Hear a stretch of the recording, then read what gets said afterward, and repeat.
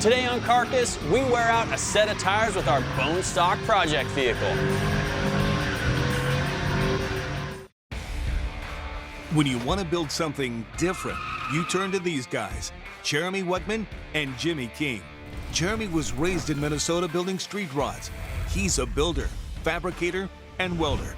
Jimmy grew up in Nevada, working in his dad's garage building cars. He's a mechanical engineer, builder, and fabricator. They take left for dead rides and transform them into one-of-a-kind builds. If you can dream it, they can build it. This is Carcass, a non-traditional speed shop.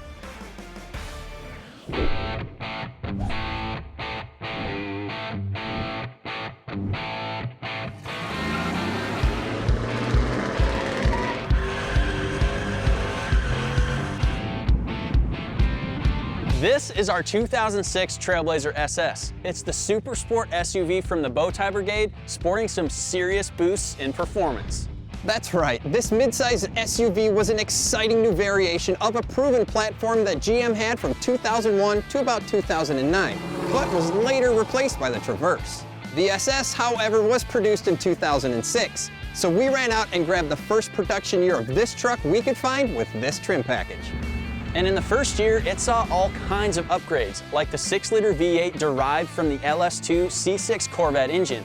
It pumps out 395 horsepower and 400 pound-feet of torque from under the hood of this black beauty. In addition, we saw lower suspension and stiffer springs to give this thing better handling from the factory, plus 410 gears for better off-the-line acceleration. And all that wouldn't be possible without some low-profile tires and some 20-inch polished wheels to give this thing that aggressive look.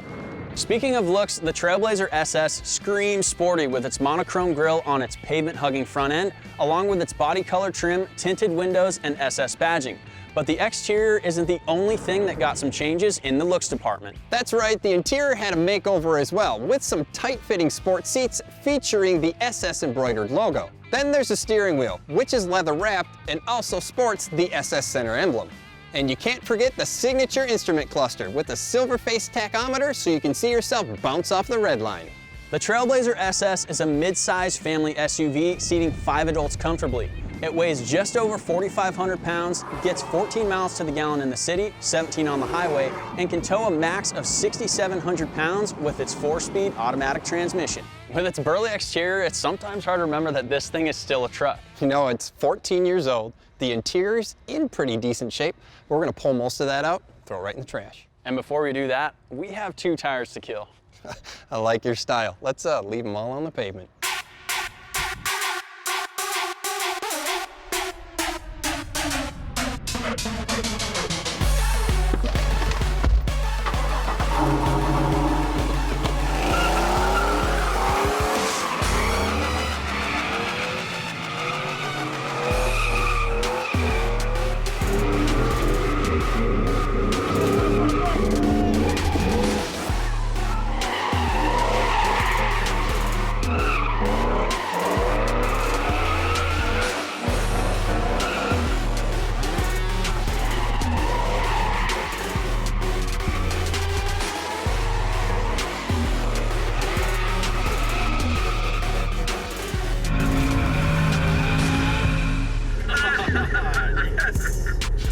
Oh, yeah!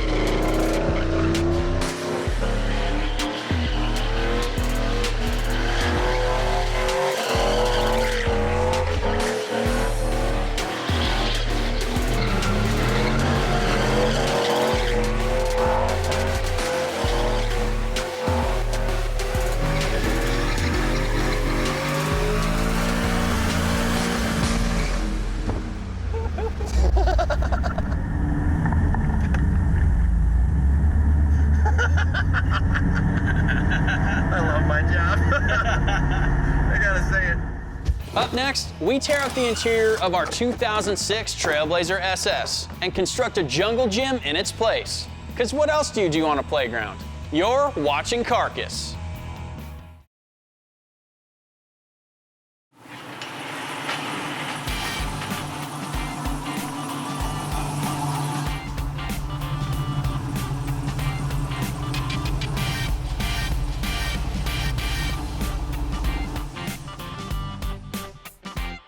I think this is gonna be my favorite build this year, and this thing is already pretty capable as is. Totally, and we are gonna have a blast making this thing literally drive sideways. And you know what's better than drifting with just one friend? Drifting with the whole family.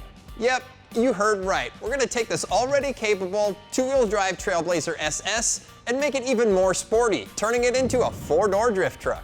We're gonna tear out the interior, cage the inside, and put in some proper racing seats and harnesses. Then we're gonna throw in a whole new powertrain, converting this thing from an automatic to a manual transmission. And finally, we'll address our steering and our suspension, making this thing a capable drift machine. That's a pretty big plan for one day, but I think we should just focus on the interior items today. We'll have to get rid of everything to get the roll cage installed, and it'll be nice to get rid of some of that extra weight. That's a good idea, but I've got an even better one. How about we weigh this thing and see how many pounds we shed when we nix all of these non-essentials? Let's do it.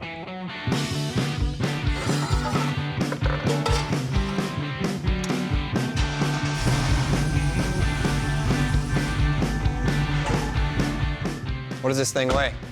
4509. Holy cow, this thing's a behemoth. This thing weighs over 2 tons, and we would like to save somewhere in the ballpark of about 500 pounds. So to do that, we're gonna have to rip out everything we can get our hands on inside the cab. Oh, look at that. Rebate. Ooh, there's two. 20 cents. One of the heaviest things in the cab are the seats. And since we're bringing some friends along, these seats just aren't suitable anymore for this application. Holy, dude, that's gotta weigh well over 100 pounds. Holy Martha, that's heavy. These seats will easily remove a couple hundred pounds from our vehicle, and getting them out of the way will make a ton of room for Jimmy and I to work in. Give me a hand. Last seat. That's heavy too. Yeah. Brackets. Oh, I'll go through. Oh, let's get it. Ah. We aren't gonna leave much behind in the cab. We're gonna remove the center console, all the door sill plates, and any of the plastic trim.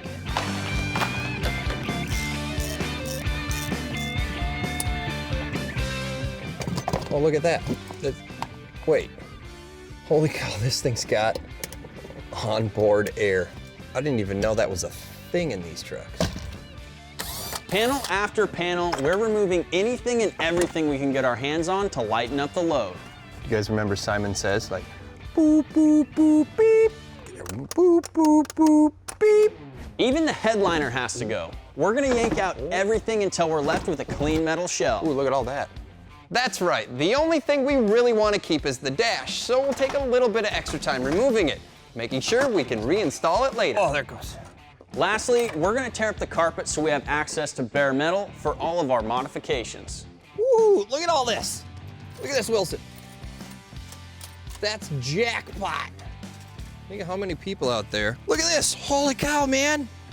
Go buy a case of soda or other liquid. With our Trailblazer's interior finally stripped down, we took one more weight reading. How much did we lose? We found that we dropped 487 pounds. With the truck in this state, we now have a clean canvas to start our work. You know, dude, since I've been doing a lot of the heavy lifting, I'm gonna go get a little snack. Reese's Cup, please. Yeah, right. All right, what am I gonna get here? Oh, I know. Snacky snack. Before I even get started on the roll cage, I need to figure out where the main hoop is gonna land. And to do that, I'm gonna use these blocks, set one of our racing seats on top at the farthest point back from the pedals in case we have a tall driver.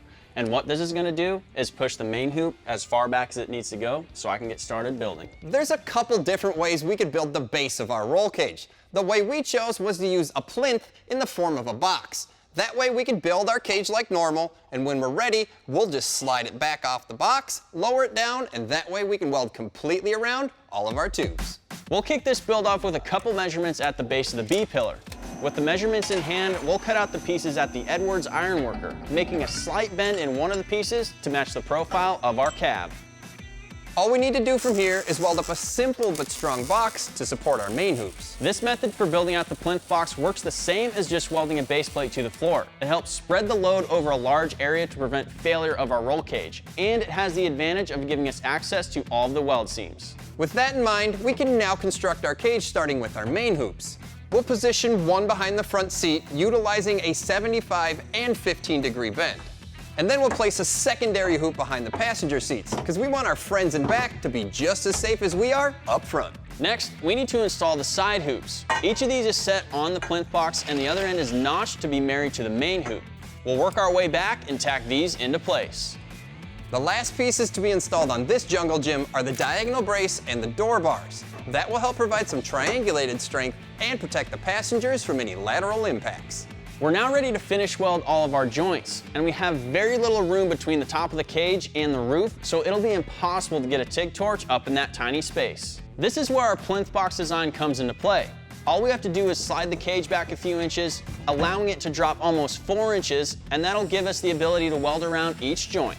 With the front portion of our cage welded solid, all we have to do is set it back on the plinth boxes, add a bar connecting the rear hoop to the front hoop, and make this a permanent part of our Trailblazer. The cage went in like a piece of cake, and we know throughout this build there's going to be some fabrication and need for some specialty parts, but we're also going to be replacing stock parts to get this truck drifting. And Rock Auto is where we can find all the parts we need for this job. Things like power steering pump and hoses, headlights, and even brake pad and rotor combos are easily found on their website. And it's easy to navigate, breaking everything down by year, make, and model, opening the door to thousands of stock parts. Let's go over this list and get these parts ordered. All right, let's do it. Coming up, we put Humpty Dumpty back together again. But first, we have to make a few mods to make sure this all fits. This is Carcass. Our 2006 Trailblazer SS hasn't made any changes in the looks department on the exterior, but the interior, well, that's a whole nother story. We attacked this thing head on, gutting it head to toe, removing all the seats, paneling, and pretty much every trim piece inside. We followed that up with a hefty roll cage that will not only protect the driver and passenger, but protect our friends in the back. Now that the inside is safer, it's time to put this thing all back together, and that starts with the dash. We need to modify the dash so it can fit around the roll cage we just installed. With an idea how much room we need, those measurements will be transferred to the top of our dash, and then we'll just start cutting. The air saw makes quick work slicing through all the plastic and foam that makes up the dash. It's a nice tool to have around when you have to make a few of these cuts. With our cuts made, we'll check to see if it fits. We'll keep an eye out for clearances around the down bars and to see if the dash lines up with the original bolt holes. Fortunately, we only had to make one cut here with everything fitting like a glove. And with a half a dozen bolts holding it in place, we can add some creature comforts like AC controls, and even the radio, just for looks. One thing that we are reinstalling that's for more than just looks is the dash cluster. We'll be needing that to sneak up on that red line. And we'll finish it off with the glove compartment, because there's no better place to keep that owner's manual. Now that we have the front of our truck put back together, it's time to make this a 4-passenger capable drift truck. We picked up some bucket seats from summitracing.com and some brackets to match.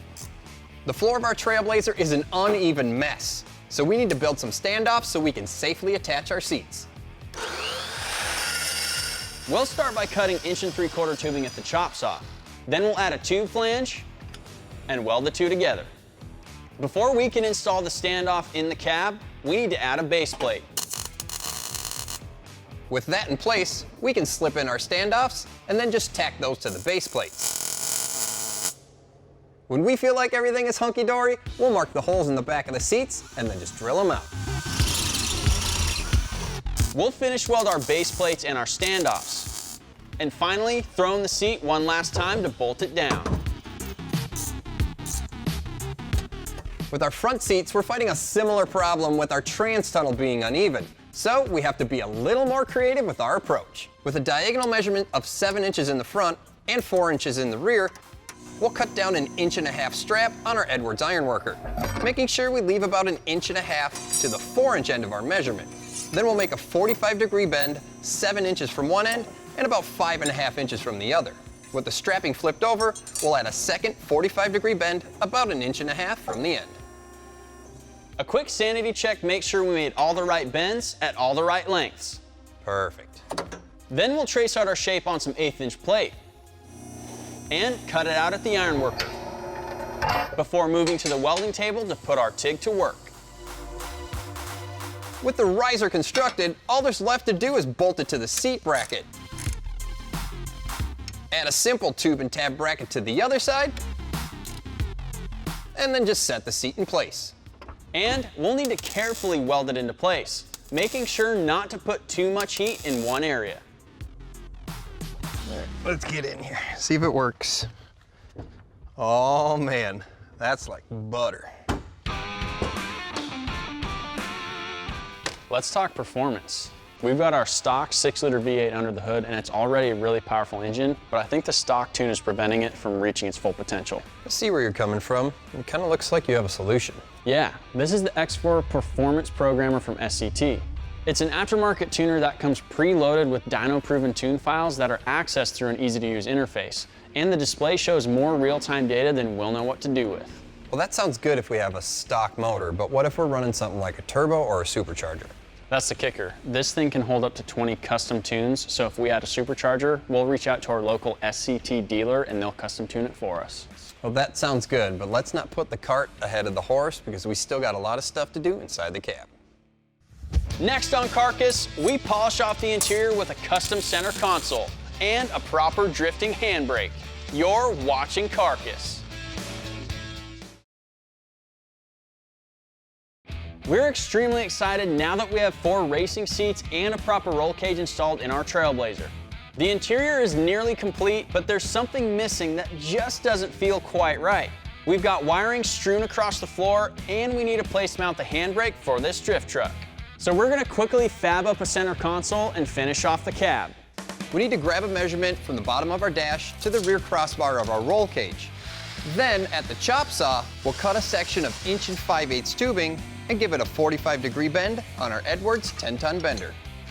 A notch needs to be cut at one end so that it can be attached to the crossbar of our roll cage. But before we can do that, we need to install 2 mounting plates to the factory studs under the dash.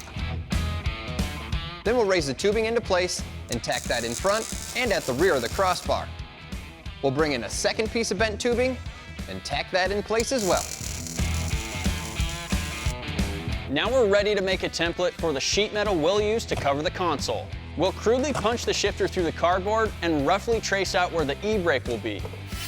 With those lines marked out, we'll make quick work of them with the cutoff wheel.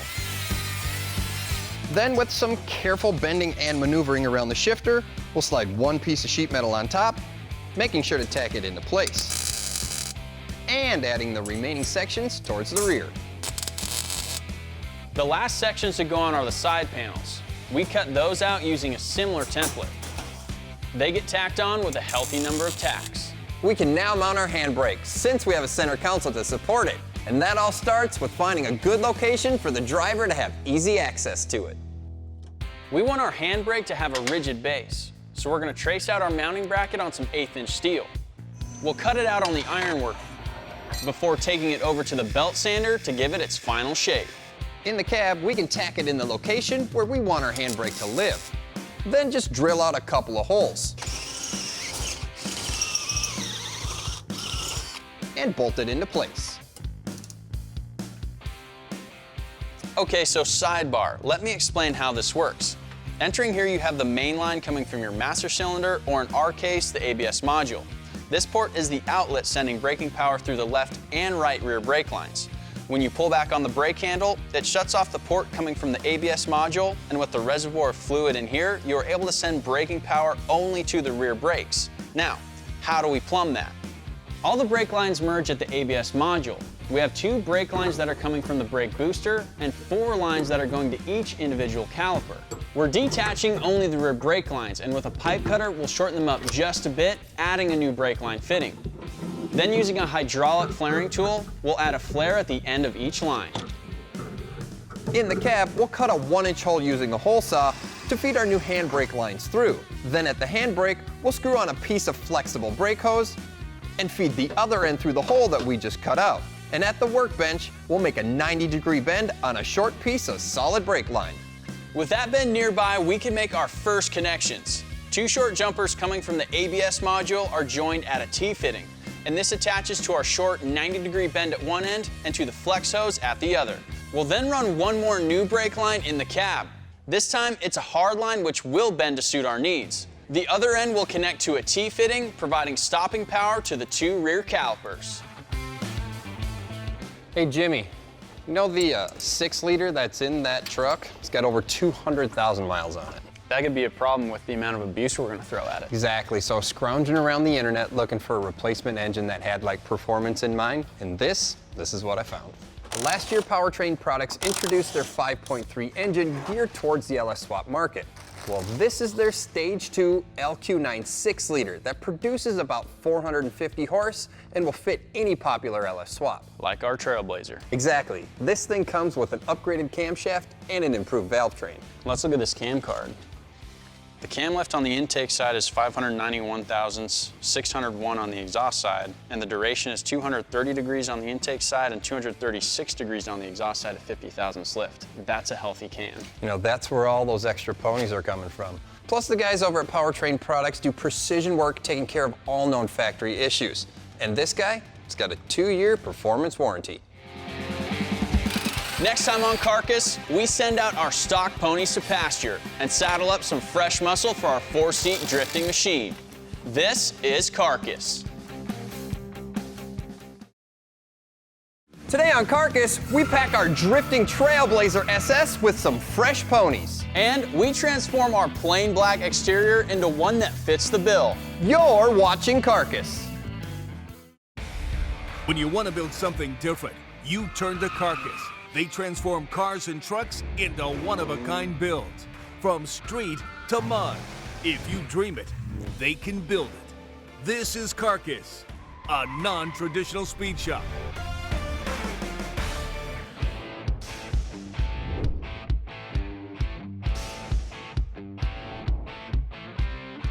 The interior of our 4-door drifting machine is nearly complete. Now, we started with a stock 2006 Trailblazer SS, stripping everything including the seats, the headliner, and even all the trim pieces, lightening the load by about 500 pounds. Then we got straight to work on the roll cage, building it on top of plinth boxes so we could lower the cage and weld the top sections.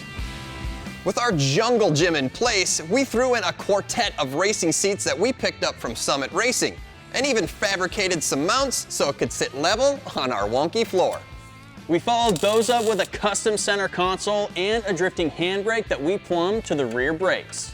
Now, I did say that our interior is nearly complete. Now, we're planning on converting this 2-wheel drive automatic into a 6-speed manual, so we're gonna have to do some work inside the cab. But before we can get to that, we need to yank out this tired old 400 horsepower pony that nearly has 230,000 miles on it and replace it with a brand new 450 horsepower Clydesdale.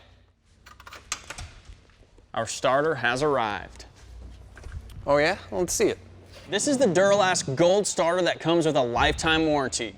It's engineered to provide the torque that we need to consistently start our Trailblazer, and it's built with proprietary components that are made to last. Well, that's all fine and dandy, but why Duralast? Well, for one thing, the Duralast brand got its start with reliable starters and alternators, so that's why we're going with a starter for a performance vehicle like our Trailblazer. But there's more than just starters and alternators. They also offer other stuff like brakes, chassis parts, and engine management parts that share the same Duralast reliability. Well, I'm sold. What do you say we slap this thing on our engine and drop it in the Trailblazer? Let's do it.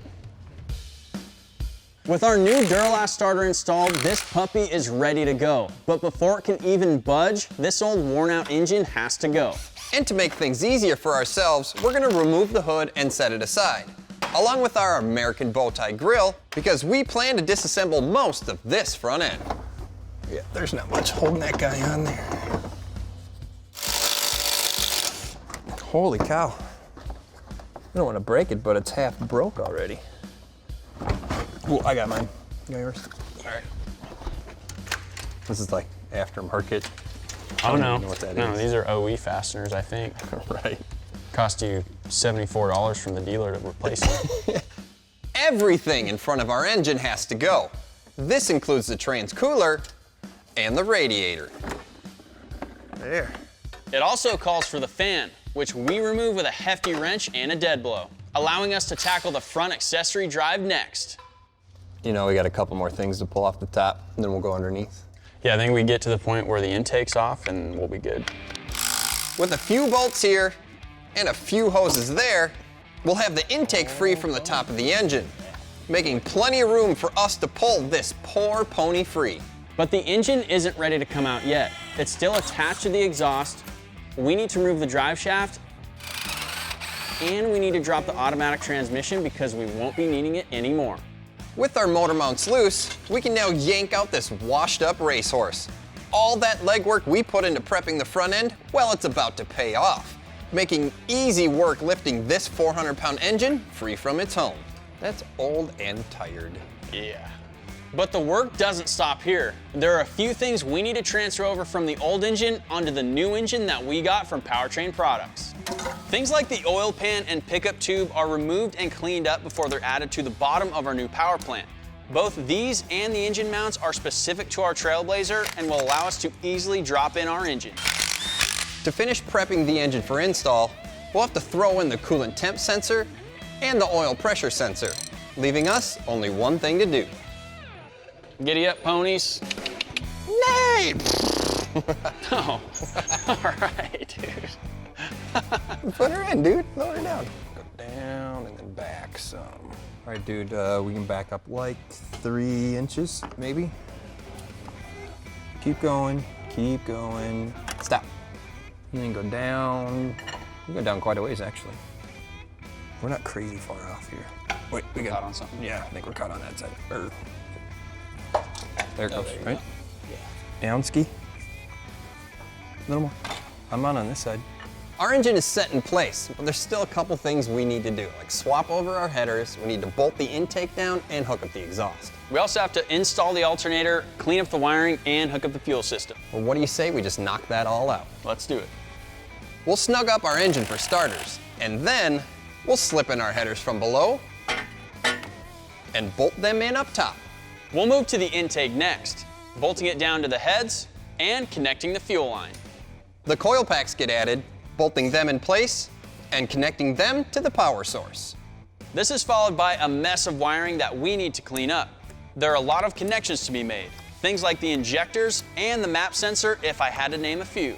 With most of the wiring out of the way, we can tackle the front accessory drive. An alternator gets thrown into the mix and a final connection can be made.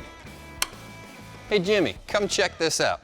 You know, I was walking down by the dock door and I saw that Powertrain Products had sent in one of their front differentials for GM trucks and SUVs. Now the cool thing about this is that they do a really good job upgrading the OE parts inside of here that create common issues like noise and wear.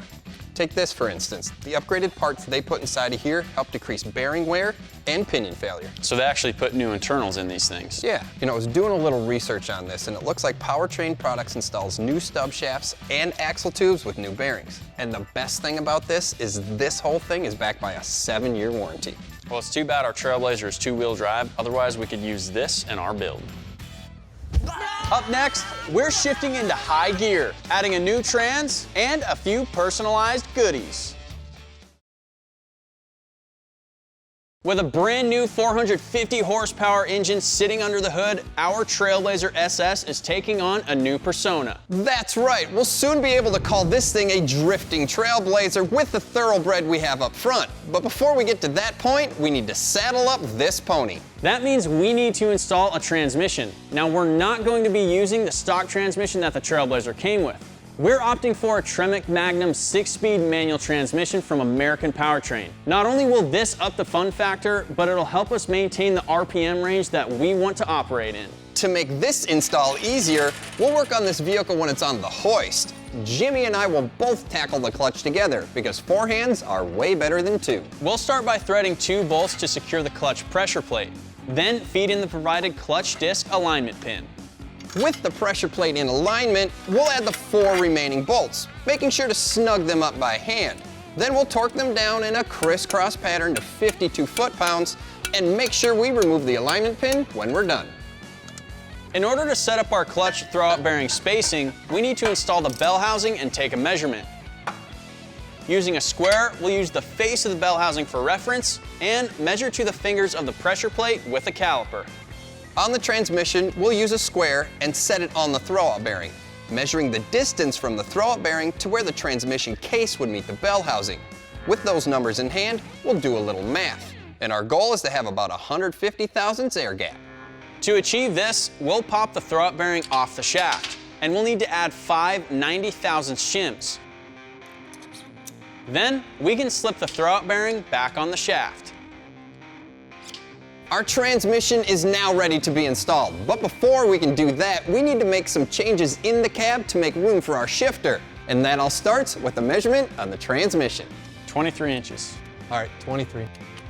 Using the bell housing for reference again, we can mark the location on the underside of the vehicle and drill a pilot hole to reference the location on the other side. In the cab, we'll unbolt and remove the old automatic shifter. And using the pilot hole we drilled from the bottom, we'll line up a 4-inch hole saw and plunge cut a giant hole through the transmission tunnel. Think we can get it first try? I don't know. Let's see if we can put all 6 of these speeds up there. Probably only use like 1 or 2. Yeah. Maybe 3. If we're lucky. This is a speed demon is what this is. Whoa, There we second go. gear. Second gear. I'm gonna go forward a little bit. Yeah. Well, okay. I guess that's it. And stop. Oh, now we got a shifter it's gonna hit, so we're gonna have to really. Installing the transmission is pretty straightforward. We need to marry the input shaft of the transmission with the clutch, carefully guiding this 135-pound beast into position. Now, it may be tempting to use the bolts to suck in the transmission, but you can cause a lot of damage if you do this prematurely. You should only use the bolts when the transmission meets the bell housing.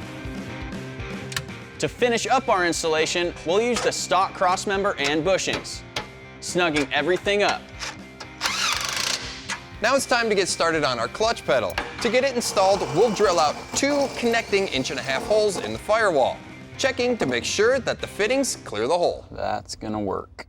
Next, we'll drill a hole through the bracket we fabbed up and punch it through the floor. Then add the pedal, securing it to the bracket. We'll follow that up with the remote reservoir, which will mount in the cab and connect the hose to the master cylinder.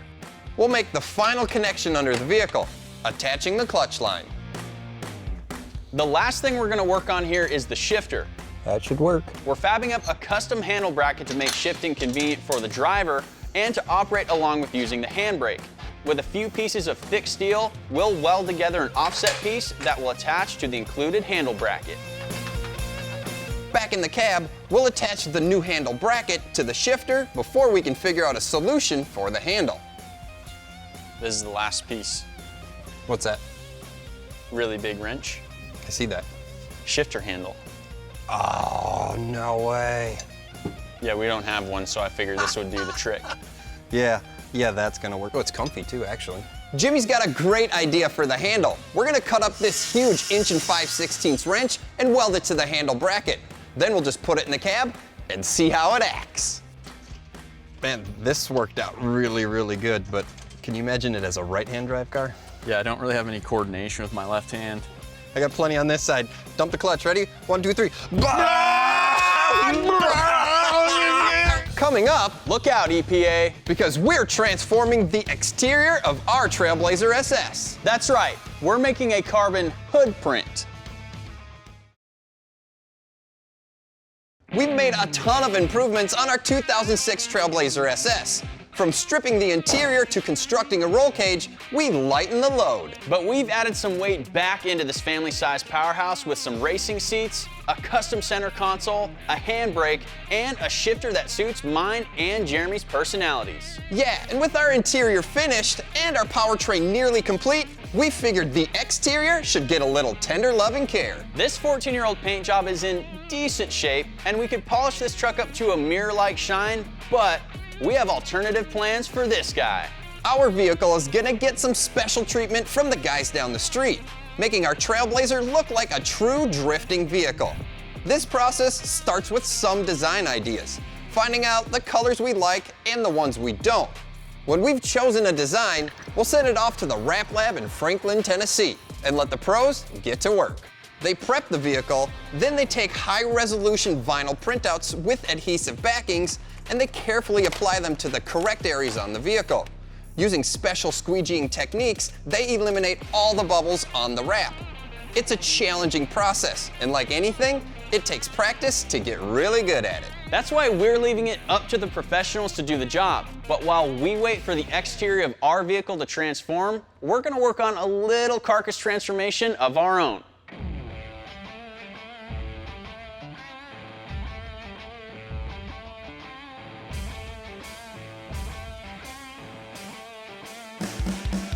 We're gonna reconstruct the hood of our Trailblazer SS, but we're gonna do it with carbon fiber.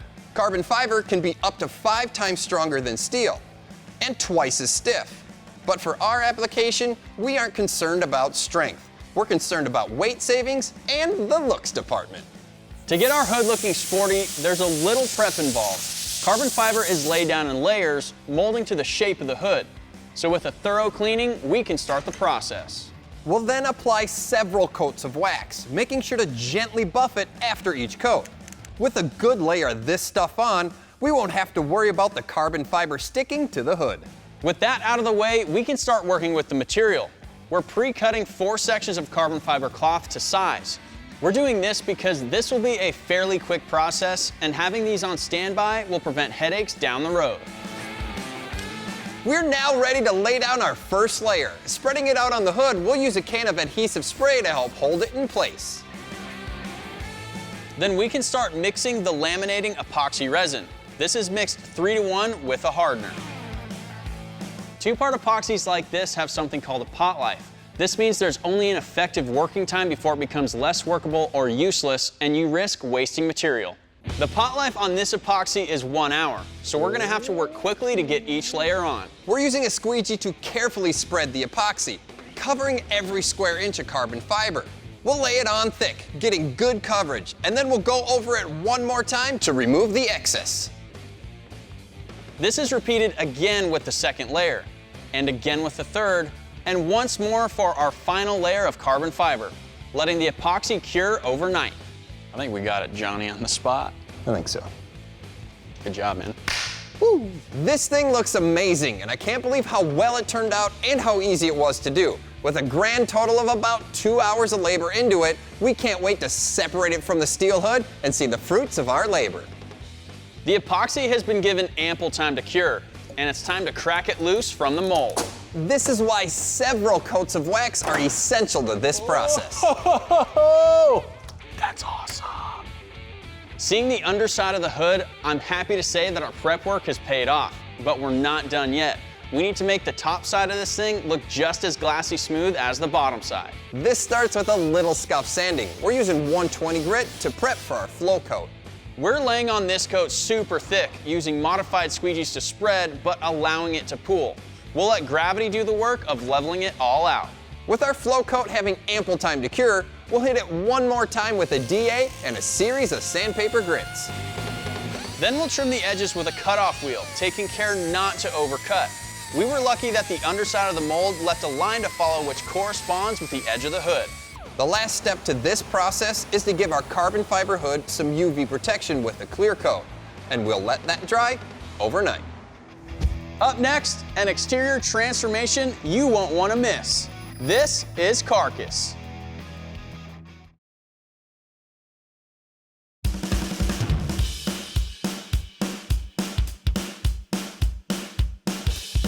Our carbon fiber hood came out pretty good.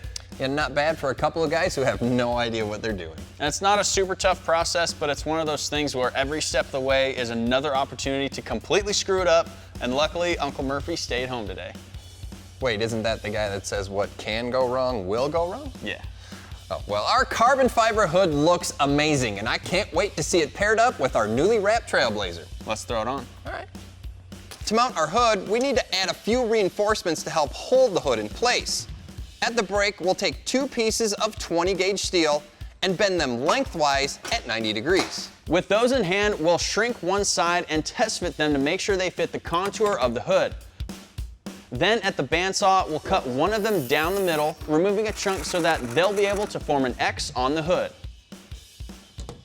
We'll need to trace the metal stiffeners and use those marks to scuff the surface. Then we'll apply some panel bond adhesive and stick our metal reinforcements to the bottom side of the hood. To finish up this install, we'll drill some holes for a hood pin kit we picked up from Summit Racing, installing the plates that prevent the pins from scratching the hood.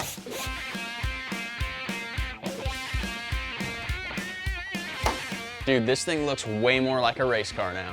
You know, it looks just like the original hood, but it's way cooler.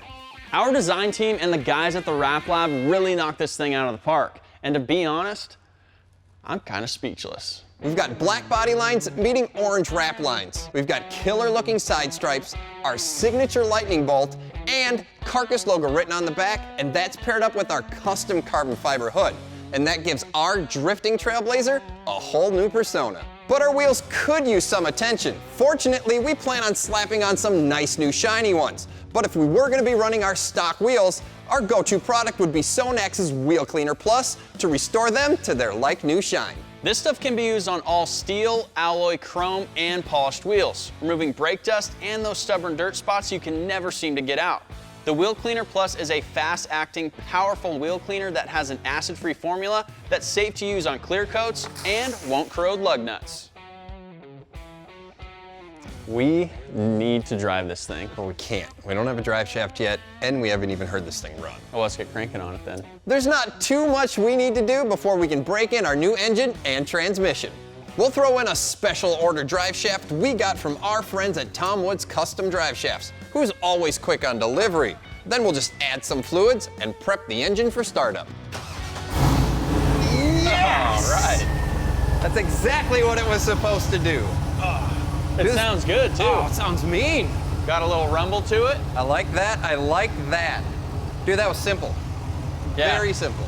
I mean, it's just a matter of swapping everything that was on the old engine to the new one because it's based on the same platform, so it's easy. Yeah, this is amazing. Listen to that, like purrs like a kitten. I can't wait to see how this thing performs. Oh man, you know what we need to do though? We need to put that killer hood on here and go drive it because I want to know what it's like to drive a Trailblazer with a 6-speed. Yeah, we did something pretty cool here. Oh man, it's gonna be so crazy. All right, let's go get the hood. Woo!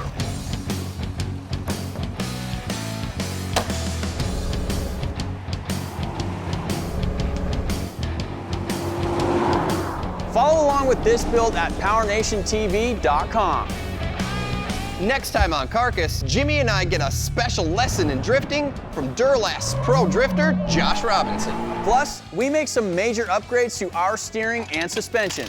Catch us next time on Carcass. Today on Carcass, we're building custom control arms for our Trailblazer. Plus, we get a lesson in drifting from pro drifter, Josh Robinson. When you want to build something different, you turn to Carcass. They transform cars and trucks into one-of-a-kind builds. From street to mud. If you dream it, they can build it. This is Carcass, a non-traditional speed shop.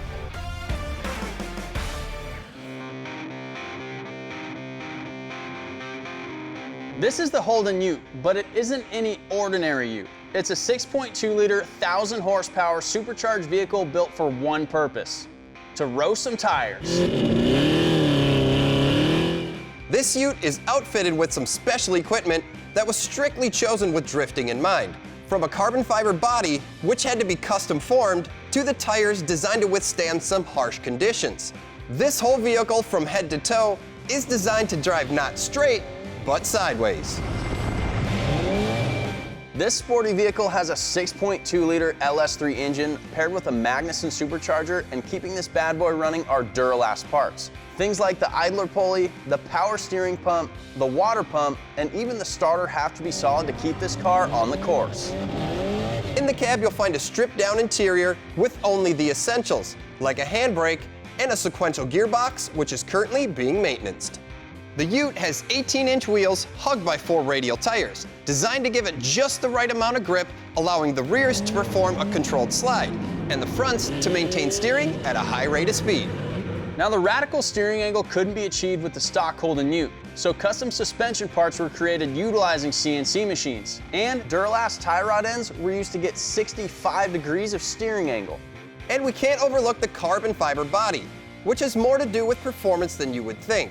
This is a lightweight material, contributing to an unbelievable overall weight of 3,300 pounds by shedding all of those heavy body panels, allowing for more of these 1,000 ponies to perform. And the man who's in the saddle of this powerhouse is Josh Robinson, an Australian veteran in the drifting world. He was the first Aussie to earn a Pro 2 license in the United States and quickly snatched a Pro 1 license, allowing him to compete in the US Formula Drift Series. Josh drives for the Duralast team and was nice enough to carve a few minutes out of his busy schedule to give 2 wannabes a lesson in drifting. G'day guys, my name is Josh Robinson. I'm a Formula Drift driver from Australia, and I also instruct down here at Texas Drift Academy. So today I'm going to show you how to initiate a drift, and that's seemingly a simple thing to do, but there's definitely a lot going on and a lot of very fine things to pick up on. So basically, to start out, what I'd recommend doing is just feeling out how the handbrake works. So all you're going to do is put the car into first gear, get up a little bit of momentum, and then put your foot on the clutch and pull the e-brake until you feel the rear wheels lock up. So I'll just quickly show you how to do that. Get up to about 30 miles per hour, foot on the clutch, and pull the e-brake, and then release the clutch again. So second of all, we're going to combine that with initiating a drift. Now there's a few things to keep in mind when you initiate a drift. First is, whenever you use the handbrake, you must have your foot on the clutch. So the process to initiate is, again, take off to about 30 to 40 miles per hour, and then clutch, turn, e-brake. You're going to hold the e-brake for maybe 1 to 2 seconds, counter steer at the same time, and while you're counter steering, you actually let go of the steering wheel because you can't physically turn your hands fast enough for how quickly the car is going to change direction. And it will find its own center, so you don't need to worry about that. So it's clutch, turn, e-brake.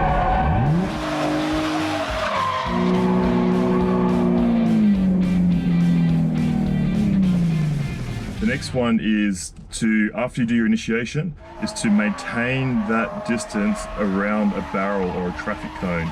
Again, it sounds quite simple, but it's actually quite an advanced technique. But what it's going to do is teach you to maintain the throttle and to understand the dynamic of when you give the car more gas, it gets more angle, and when you come off the gas, the car gets less angle. So I would definitely recommend starting off with a distance of no less than 30 foot from your obstacle, because the bigger the radius around that barrel, the easier it's going to be. If you get really close to that barrel and you're trying to do really tight Scandinavian type flicks around it the whole time, like a hairpin corner, it's going to make it a lot harder for you. So I'll just show you how to do that now. I'll find a barrel.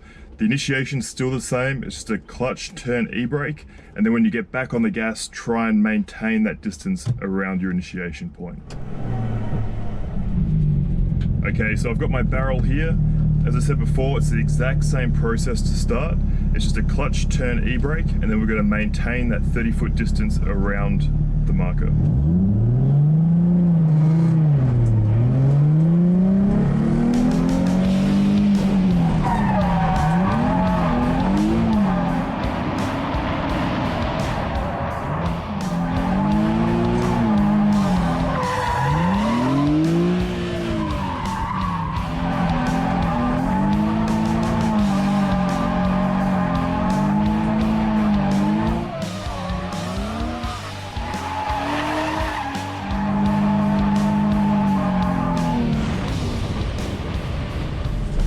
There we have it. That's your first 2 challenges. You'll definitely notice as you do the barrel for the first time, you're going to be moving your hands a lot more than that. You'll be on and off the gas a lot more. That's totally fine. That's all about learning.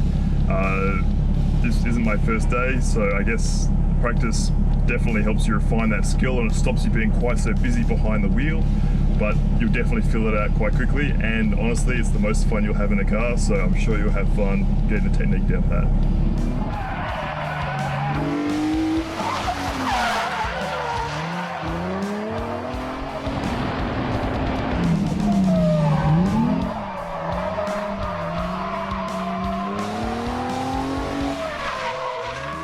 Up next, we get back to work on our drifting Trailblazer, and we'll begin by giving our tires some better grip on the pavement. While getting a lesson with pro drifter Josh Robinson was fun, it's time that we stop oogling over his Holden Ute, and it's time to start working on our own drift truck. That's right, we're about halfway done transforming our stock Trailblazer SS into a 4-door drifting machine that you can bring the whole family along for a ride. We started by ripping out everything on the inside, constructing a roll cage for safety. Then we added some lightweight racing seats from Summit Racing and a custom console. But we couldn't call the interior done before we attacked the powertrain. We ditched the old engine with 230,000 miles on it and replaced it with a brand new LQ9 from Powertrain Products. We paired that with a Magnum 6-speed from American Powertrain that will give us better control when we're in a slide. And that slide wouldn't be possible without a drifting handbrake from Summit Racing and a homemade shifter that matches our personalities to a T. With the interior out of the way, we turned our attention to the looks department, crafting a carbon fiber hood the same shape and size as the original, along with a custom wrap that gives our Trailblazer that drift car look. Yeah, you're right, a supercharger would be crazy on this thing, but I think we should get into the suspension before we even think about the engine bay again. I agree, but before we start taking all this stuff apart, I think we should mount the new wheels and tires just to get a feel for what mods we're gonna have to make. Jimmy's right. We need to roll in our new wheels and tires before we can even think about our suspension. We chose a set of 18x9 NK wheels we got from Summit Racing, and we're gonna pair those with General Tire's G-Max RS, the 255/45/18 variant, which has a speed rating of up to 186 miles per hour. Now these tires have a UT QG rating of 360 AAA, which means that it has a tread wear that's 3.5 times longer than the government standards. Plus, they carry the best grip rating and temperature disbursement rating available. And you know we'll be dumping a lot of heat into the rear tires. This set of General tires has a unique feature called the Tire Wear Monitor. Those words are molded into the tires, and when the tires wear so much that you can no longer read these words, it's time to replace them. With our tires mounted on the Trailblazer, we'll have a good idea at how much clearance we have and what steering will look like when we go drifting. Well, what do you think? Well, I think it looks a whole lot better, but there's still some work we gotta do in regards to suspension. Yeah, we really don't want our wheels cambered like that. Yeah, we'll figure something out. Well, let's get to work. Well, actually, before we do that, I want to unbox some tools I just got. Oh yeah? Yeah, so as you know, I've been using your wrenches for a while, so I thought I'd get some of my own. These are the 90-tooth ratcheting wrenches from Matco Tools. They're a 12-point set that allow you to loosen or tighten 6-point, 12-point, square, Torx, and even partially rounded bolts and nuts. You know what's really great about these? What? Is you only have to swing the ratcheting ends 4 degrees to get the ratcheting end to work. So working in those tight spaces are a breeze. Well, I can't wait to use them when we start on the suspension. Now, our OE setup is not the best for a drifting vehicle. When you're at full steering lock, the outside tire cambers out, reducing the amount of contact that the tread has with the ground. And since you're generally in those full steering lock positions throughout a slide, it's not the best. So to combat this, we're gonna be building our own upper control arms to allow for more camber adjustment. Our goal with this is to align the tire in such a way that the entire tread is in contact with the pavement at full steering lock. Now this will affect the tires when they're going straight due to the added camber causing uneven tire wear, and this would be a problem in a daily driven vehicle, but for us, it doesn't matter because the Trailblazer will hardly be going straight. We have a lot we need to disassemble before we can access the upper control arms on our front end. The wheels need to come off, and then we need to unbolt the tie rod end. And give it a few, well, a lot of blows with the hammer. We'll tackle the brakes next. We need to remove the caliper bolts, slipping it off the rotor and hanging it up, preventing our brake line from getting damaged. This is followed by the rotor, which comes off without any blunt force. Something that does need a little bit of muscle is the upper ball joint mount, but it's nothing Jimmy and a hammer can't solve. And with the upright free from the upper ball joint, we'll tackle the lower next, tapping the whole knuckle free from the vehicle. We can then unbolt the strut, easily lifting it away. Finally, we need to tackle the upper control arm. We'll need to unbolt both sides, working the wrench in some awkward spaces. And even though we're not modifying the lower control arm, we'll remove it for good measure, because after 230,000 miles, the bushings in these were less than ideal. Our wheel wells are now empty, leaving us with a clean canvas to rebuild our front suspension. Coming up, we'll build a jig for some one-off adjustable upper control arms. You're watching Carcass. The front suspension on our Trailblazer SS has seen better days. It has over 230,000 miles on it, and it shows. Fortunately, we have plans to replace a lot of parts, but right now we're focusing on the upper control arms. We want to modify how our tires grip the pavement at full steering lock. Right now the tire cambers outward and sits at an angle that only allows for a portion of the tread to make contact with the ground. To fix this, we would make a camber adjustment, but our upper control arms don't have any adjustability, and our lower control arms, well, they won't move enough to solve our problem. So we're going to build a set of upper control arms with integrated rod ends to give us the adjustments we need. To do this, we're going to need to build a jig. Not only do we need our fabricated upper control arms to match the same geometry as the old one, but we will also need to be able to repeat the process for the other side. Now, your work surface is very important when building a jig. It needs to be extremely flat and adaptable to your needs. The welding table we have is nearly perfect for the job, but it has some issues. The 5/8 holes can prevent us from putting a tack exactly where we need it. So we're welding a piece of 3/16 steel to the top to solve that problem. Our jig journey starts with some mounting tabs that we'll just hog out on the drill press. They'll be used as reference points as we build out the new control arms. To orient them, we'll use the existing mounting points on the old upper control arm, squaring them to our 3/16 plate before they get tacked into place. To ensure these don't move around on us, we'll add some gussets. And these will be added to either side, tacking them securely to the mounting tab and the metal plate. We need to make one more set of mounting tabs for the remaining mounting point on the control arm. These are attached in a similar fashion, using a through bolt and nut before welding the tabs to our plate. We're adding a gusset on one side as well. But what's different about this arrangement is that we're adding an angle guide so we can maintain the same geometry for this mounting point. With our simple jig out of the way, it's time to prep our pieces that will make up our new upper control arm.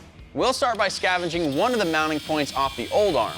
A cutoff wheel makes quick work of slicing through the solid arm, but any time that you do some cutting, it's followed by grinding. A lot of grinding. With our mount all nice and shiny, we can affix it in the jig, setting our sights on the tubing of our new upper control arm. We'll cut a non-specific length of 1¼ inch 120 well tubing. Now the length isn't all that important. It needs to be just long enough to make the bend and allow for some trimming. We'll bend our section of tubing to 90 degrees. Then we'll bring it over to the jig and mark out where we will make our cuts. We'll then bring it back over to the jig and check that it fits. Money in the bank. With this side fitting perfectly, Jimmy can hit it with a few tacks. Then we'll get started on the second half of our upper control arm. This arm gets a slightly different bend at 60 degrees. Once we know it fits like the other, the welding can begin. It's very important to get good penetration in welds like these. A component like this is under a ton of stress, and a faulty weld could lead to disaster. Now this is only half done. We have a whole other arm to build, but while I jump that into high gear, Jeremy is going to get back to work assembling the front end. That's right, we've got a whole bunch of worn out parts that are going to be exchanged for new ones. The whole suspension is going to breathe new life. Even the brakes we picked up from Rock Auto are an upgrade over the stock ones we had in there. The lower control arm's going first. securing them using the stock bolts. The mounting holes on our strut towers need to be hogged out to match the rod ends on our new upper control arms. So we'll do that before installing the coilovers, which use the stock strut yoke to slip onto the lower control arm. With those linked to each other, we can raise our coilover into position. With that all in place, we can add our newly fabbed upper control arms. An extra pair of hands help line up these grade 8 bolts, which can be a little stubborn. With the remaining spacer, a lock washer, and matching nut, the arms can be snugged up on each side. The upright can then be installed. It slips onto the lower control arm and is then married to the upper control arm. We'll then need to connect the sway bar, followed by the wheel speed sensor. The new rotors can go on next, along with the stock caliper.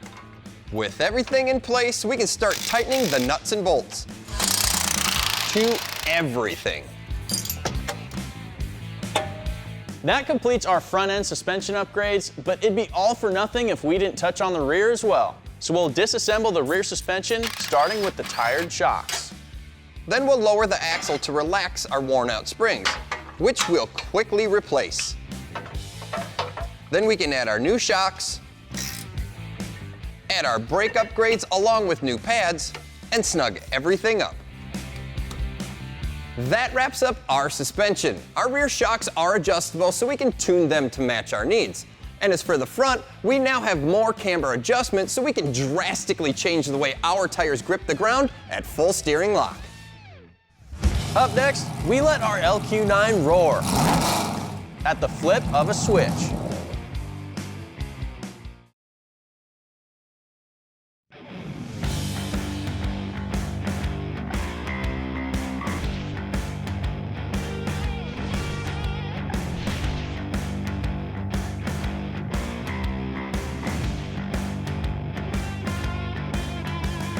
Our Trailblazer has the horsepower, and it has the grip we need to maintain a slide.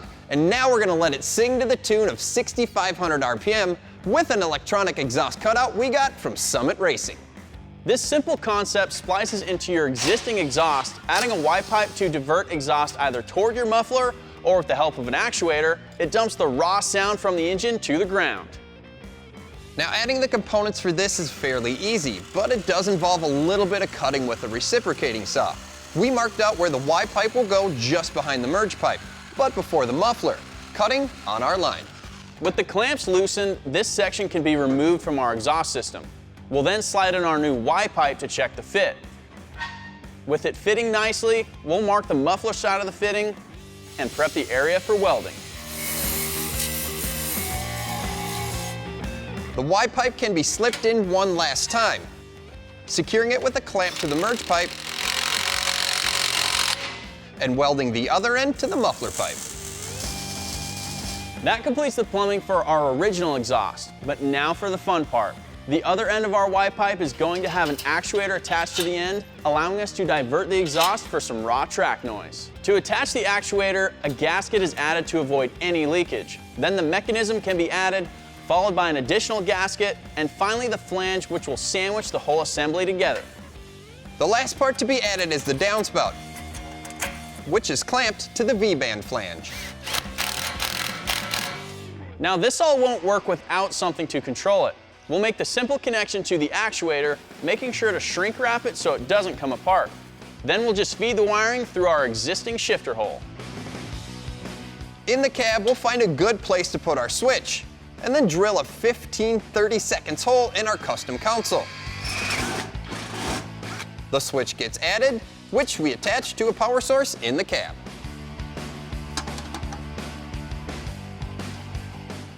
Well, I want to hear this thing. Yeah, it should sound pretty good, I think. Here we go. All right, so that's stock. Ready? That sounds pretty good. That's just got a really good tone. Yeah, imagine hanging it wide open throttle. Yeah. For more information on this build, check us out at PowerNationTV.com. Today on Carcass, we're ripping through the clipping points. But before we can do that, we're adding some go-fast goodies to push us past the 500 horsepower threshold. When you want to build something different, you turn to Carcass. They transform cars and trucks into one-of-a-kind builds. From street to mud. If you dream it, they can build it. This is Carcass, a non-traditional speed shop.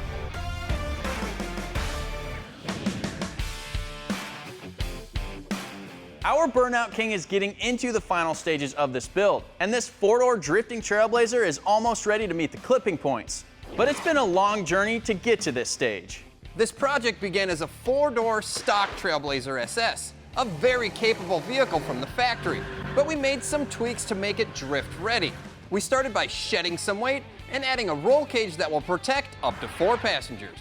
The dash, or lack thereof, looked interesting at this point, but we made some mods to fit the original dash back in the vehicle. We followed this up with some proper racing seats we got at Summit Racing and a custom center console we fabbed up.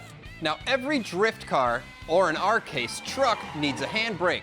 So we added one we ordered from Summit Racing to the center console and plumbed it to the rear brakes. At this point, we were almost done with our interior. That's right, to get it buttoned up, we needed to make some changes to our drivetrain. So we swapped out our tired 230,000 mile engine for a beefed up LQ9 from Powertrain Products. This was paired with a Tremec Magnum 6-speed manual transmission from American Powertrain.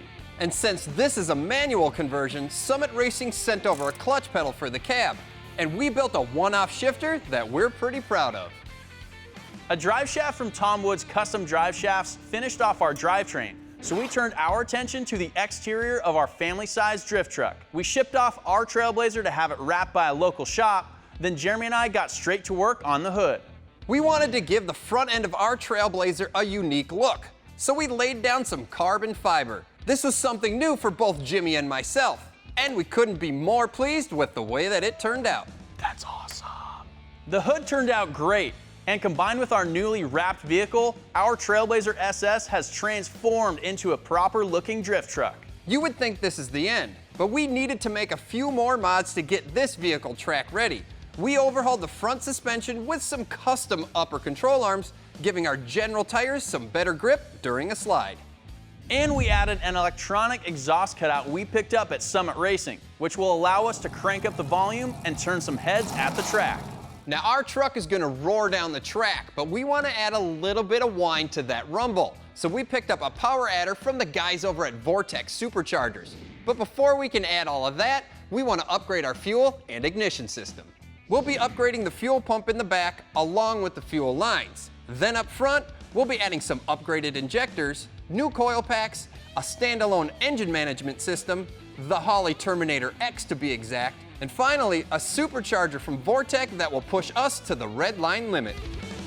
Now we're going to work back to front, attacking the fuel pump first. We'll need to disconnect all the fuel lines, including the filler neck hose, before we bring in a transmission jack to assist in removing the tank. From here, we can remove the retaining ring and carefully remove the stock pump. With a quick measurement, 8 inches. we can remove the fuel pump hanger rod from the assembly and cut it to length on the bandsaw. The hanger rod is then reattached to the pump, so we can cut the inlet and return lines to their proper length. We'll tackle the inlet first, using the brown covered inlet spout for reference. With it trimmed down, we can connect the pump to the inlet hose and add the fuel sock. Lastly, we'll trim the return line so it's not too long. Now our new pump differs from our OE pump in 2 different ways. First off, this is a return style system, which sends unused fuel back to the tank.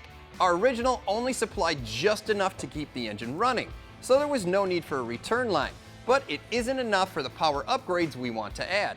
Second, the original pump ran at 250 liters per hour at 58 PSI. And this one, well, it provides 450 liters at 90 PSI. So a huge flow increase over the stock one, and plenty for the power adder we're throwing at it. We're adding the fuel lines to the fuel pump now because they will be nearly impossible to reach when the tank is reinstalled. We'll also connect the power to the pump prior to installing. With the tank installed, we can move on to our fuel lines. We'll need to install a pressure regulator between the engine and fuel pump. With that in place, we can attach the return line, inlet line, and the line that will feed the engine. Holley sent us all of our Dash 6 hoses and fittings. With the pressure regulator plumbed up, we can feed our supply line up to the engine, snaking it along the bottom and up through the engine bay. We'll gauge its length at the fuel rail and cut it to length. All there's left to do is add the quick connect fitting from Holley and make the connection at the fuel rail, supplying enough fuel for our power adder.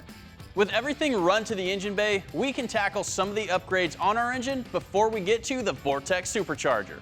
We'll need to remove a few components. Some of these will get upgrades, and some of these items will get completely replaced. The intake is removed, followed by all the coil packs. The throttle body is one of those items that will get replaced. The new one will allow for more air to pass through it. The last thing to be removed is the fuel rail. It houses all the injectors which need to be replaced. The new Deechworks injectors we picked up from summitracing.com have a higher flow rate, providing more fuel for our supercharged engine. The coil packs we removed are also getting an upgrade. We swapped them out with some Street Fire coils we got from Holley Performance. With these all swapped out, we'll reinstall the injectors. Slide in our coil packs, bolting everything in place. And since we upgraded our coil packs, we opted to go with some ceramic boot wires we picked up from Holley. We'll follow these up with the new throttle body we picked up from Summit Racing, which will pair nicely with our supercharger. All there's left to do is wire everything up. We'll need to make some connections to each of the fuel injectors, each of the coil packs, and plug in all the appropriate sensors. All of this is tied into the Holley Terminator X Max ECU, which we mounted to the inner fender. Coming up, we install the Mac Daddy of upgrades. That's right, it's time to hear the whine of a Vortex supercharger. Our Drift Trailblazer has gotten all the fuel and spark upgrades it needs, and now it's time to add a proper supercharger. The blower we picked out is a centrifugal Vortex supercharger that pairs with LS engines. It comes with all the spacers and piping you need for the install. This kit was not actually designed for our Trailblazer. It's designed for a C5 or C6 Corvette, so we anticipate some modifications to get this thing to work. To kickstart this install, we have to do some disassembly first. The entire front drive essentially has to come off. This includes things like the alternator, front drive bracket, and the water pump. With everything pretty much off the front of the engine, we can move on to the Vortex kit. Now there's a number of things we need to set on there before we can actually install the blower. We'll start with the harmonic damper. In this application, this part will have a lot more force applied by the belt than usual. To keep it from spinning on the crankshaft, we'll use a drill bit with a cheap depth guide, and the provided drilling jig from the blower kit to key the damper to the crankshaft. The provided pin will keep these clocked in the same position. With that keyed, we can add the damper bolt and torque it down to 250 pound-feet. All right, step one's done. Let's put the bracket on. Well, that's not gonna work. Yeah, I think if we maybe cut it right here, and then if we need to, we'll re-drill and tap a hole for the support, put it somewhere in there. Now we need to make a small mod to the bracket that holds on the supercharger. I'm not too worried about making this cut because this is a beefy bracket and there are a ton of bolts that hold this together. Let's do test fit. Let's see how this is all gonna play out. Looking better already. Yeah, we got clearance. That's one hurdle out of the way, and that one small mod works so far, but now we need to see if the supercharger is actually gonna fit. Well, let's see how this fits then.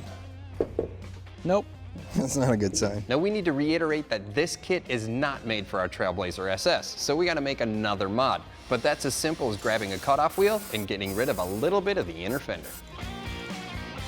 Let's see how close we are or aren't. Does it fit right? Where's that go? There? I think we got a winner. Oh, I think we're good. With a few simple mods, the supercharger is now resting where it should be, but we still have a lot to do before we can call this job done. The pulley for the supercharger still needs to be installed, along with the tensioner pulley, which will keep the belt from flying off. With the installation of the remaining pulleys, we can finally test fit everything to make sure it all lines up. That's a good test fit right there. Yeah, everything looks like it lines up, so we can go back, tighten everything on this system, try to get the front of the motor back together. A few odds and ends remain. We need to hook up the oil feed line to the supercharger, the Corvette power steering pump needs to go in, the alternator needs to be installed, and we'll slap on the water pump. With the front drive buttoned up, we'll add the charge pipe, which will send all that boost to the engine. With the front end going together on our Trailblazer, we're ready to lay down some numbers on the dyno.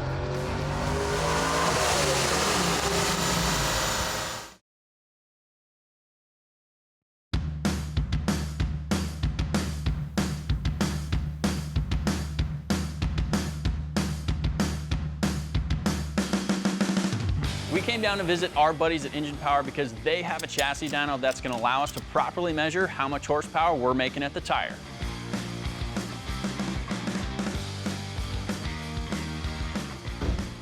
All right, guys, it's all together. What do you think? I really like it, and I'm digging the hot charge. That's old school, so. Man, this thing, being a GM SUV guy, I love it, but it reminds me of a modern day Mad Max truck. The wicked graphics, the blower with no intercooler, what you guys did inside this truck with the cage and the safety features and everything on it, I'm a huge fan. That was all Jimmy's idea. I'm just excited because I've never done anything boosted, and I don't know, I have no idea what kind of power it's going to make, so. Well, these things are decent from the factory, right? And this one sounded like it had a little bit of a cam in it from Powertrain Products, so a good engine with a little bit of boost, you're going to be surprised. What hot charge, what do you think? 15, 20 horse per pound of boost? Yeah, we're not used to doing a lot of hot charge stuff, so we're going to find out. So. Well, speaking of finding out, I get to sit in the driver's seat, but I've never done this before, so you guys are just going to have to. Well, we're going to babysit you, so, but it starts off with getting in. Yeah, go plant your butt in the hot seat.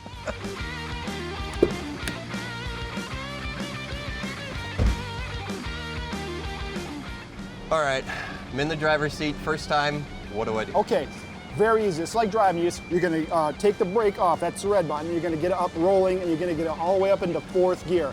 And then at your start RPM, you're going to stab the throttle, and you hit the green button, and that's how it acquires data. You're going to run it up to your top RPM, whatever you want to stop at, and then you take your foot off the gas. Do not hit the vehicle's brake lever. The red is the brake. So Okay. you take your foot off the gas pedal and then click it up into neutral. You can clutch it and click it up into neutral. And then when you stop, it'll will acquire the data. But Got it. the biggest thing is it's going to be a little jumpy. It's going to be a little bit hard to get used to. Just don't hit the brake pedal on the vehicle. That's it. Foot away from that completely. Yeah, just stay away from that, but run it up to your RPM and make sure you have it all the way to the floor. It's easy to when you first start to not push it all the way to the floor. That's what you do on this thing. Flat-footed. So yeah, and you don't have to steer.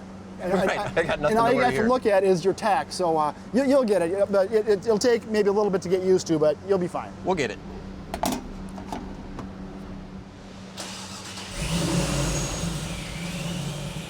All right, you ready? Let's try it, I think. Take your brake off and let her buck. Red button's off. First gear, here we go.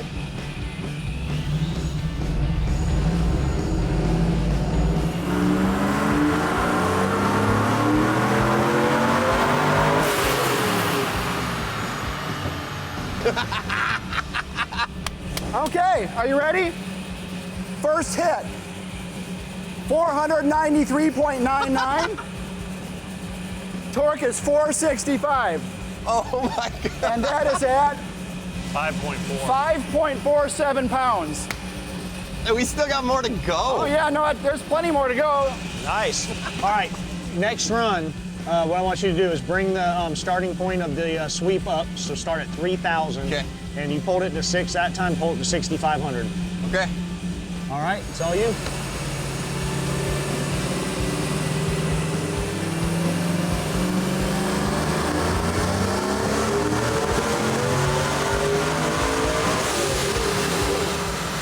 Oh, baby. That wasn't bad right there. Yeah, Oh my there God. it is. 518, 487 pound-feet. Dude, that's nice. That's really good. On our second run, we gained 25 horsepower and 22 pound-feet of torque, but I think a third run will do us some good because the Terminator X kit is still doing some self-learning.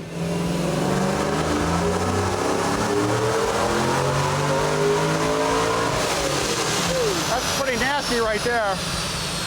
Right there, yep. That's it. Nice, nice, nice. 529 horse, and it broke 500 on torque, 505.89 pound-feet. Bam! Woo! There it is. Bam! All right, that is, I would say that's as close to probably making 600 at the crank as you can get. I think it's gonna be a handful the way it is.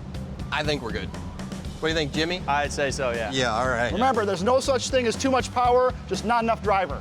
That's totally No, me. that's in my case anyway. That's totally me. Another good dyno day. It's outstanding. Appreciate it, fellas. Dyno days are my favorite. 529. Up next, we take 529 ponies to the track and wear out some tires through the clipping points.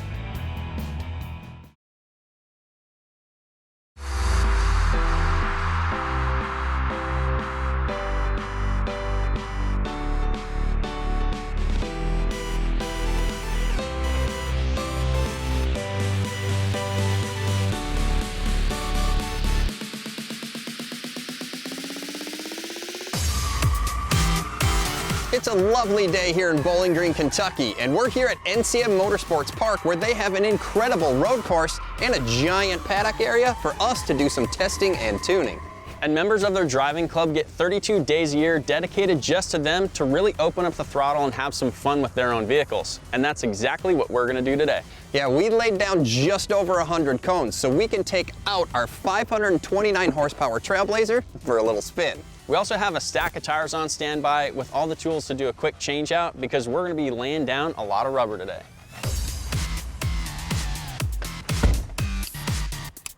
All right, so we're gonna be taking a page out of Josh Robinson's Drifting 101 lesson that we had earlier in this build, and we're gonna take it kinda easy. We're gonna start off with some controlled slides, basically doing donuts around a cone so we can get a feel for how this Trailblazer is handling. I'm absolutely in love with this thing being a 6-speed. Having all that control with the clutch and the added horsepower made everything handle super tight. Not to mention, the general tires are really holding up to the abuse.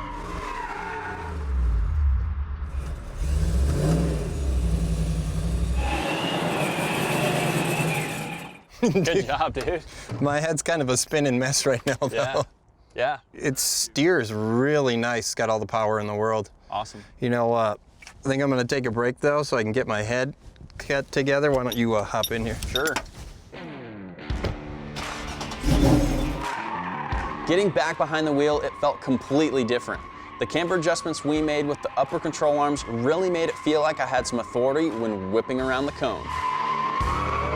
Now, Jimmy and I are nowhere near the skill level of Formula Drift drivers, but with a quick tire change, we're gonna give it a go on the track. Let's go over the rules for our drifting challenge and see how the points will be awarded. And to keep this unbiased, our producer's gonna be the one awarding and tallying up the points.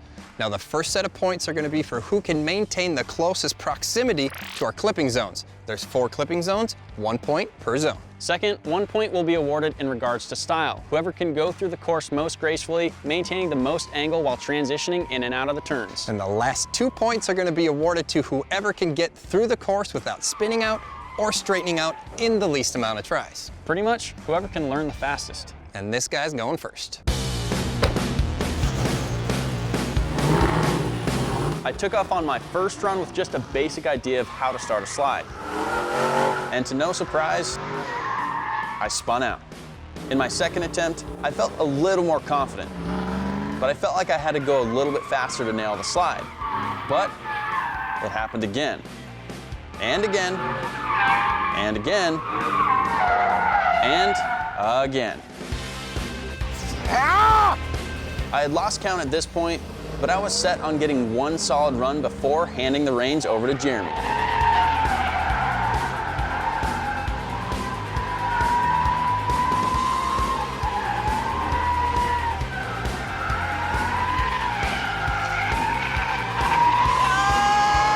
After 31 failed attempts, Jimmy's determination drove him to link this entire course together. Now I just hope I can do it in, well, let's say under 40.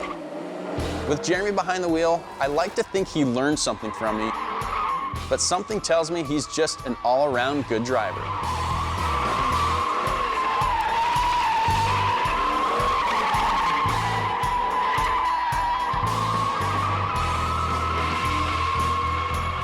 Well, while our producer is tallying up the points, Jimmy, how do you think you did? Pretty good, I think. So 31 tries and 2 hours for me to complete the course, which I think is pretty good for someone who doesn't know how to drift. But in terms of like how close I got to the clipping zones, I have no idea. Yeah, it's too hard to really tell the clipping zones when you're in the truck. The truck kind of does everything it wants to do on its own. We just don't have enough seat time to really make this work, so. All right, points are in. He's got her all tallied up. All right, how many runs did I do it in? I did it in 12. And I got 2 points. Good job. And you did it in 31. Style points. Well, you got 1 point for style, and there's just a big honking 0 next to me, so I didn't even get any points. Awesome. But I agree with that, because you transitioned way better between all your clipping points. And then clipping zones, I got a point, and then you got 3 points, and that's obviously... No way. Yeah, well, that's how close we got to the cones and stuff, so... I didn't even know. You had a really smooth run. Oh my gosh, I lost again! How is that even possible? All right, that's on the year. I think that's 3 wins for me. Yeah, and I got 3 points, and you got 4 points. That's awesome. But I got 2 extra points because my run was quicker. No, I think overall, like, you're better at drifting than I am. This is at least from what I mean, you picked it up faster. This is disappointing. Awesome. Check out more of our builds at PowerNationTV.com.